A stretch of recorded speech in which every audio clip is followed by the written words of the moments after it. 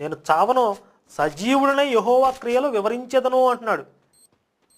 కాబట్టి సిలువపై యేసు చచ్చిపోలేదు అని ఇస్లాం ప్రచారకులు యూజ్ చేసుకుంటారు దీన్ని. ఇది ఇస్లాం ప్రచారకులు యేసుకి సంబంధించిన ప్రవచనంగా ప్రముఖంగా ప్రస్తావిస్తున్నారు. మరి పై వాక్యాల ప్రకారం యెహోవా యేసుని కఠినంగా శిక్షించాల్సిన అవసరం ఎందుకు వచ్చిందో కూడా వారే చెప్తే బాగుంది. సరే, వాళ్ళు యూజ్ చేసుకుంటున్నారు, ఓకే. కానీ ఏమంటున్నాడు అందులో? యెహోవా నన్ను కఠినంగా శిక్షించాడు అంటున్నాడు. కఠినంగా శిక్షించాడు అంటే ఈయన ఏదో ఘోర పాపం చేశాడనే కదా. మరి యేసు చేసిన ఆ ఘోర పాపం ఏమిటో, యెహోవా యేసుని ఎందుకు అంత కఠినంగా శిక్షించాడో అది కూడా ఇస్లాం ప్రచారకులు చెప్తే క్లారిఫై చేస్తే బాగుంటుంది. ఇక ఆ తర్వాత ఇట్లా ఉంటాయి దావీదు కీర్తనలలో వీళ్ళు చేసే కోట్ చేసే అంశాలన్నీ అలా ఉంటాయి.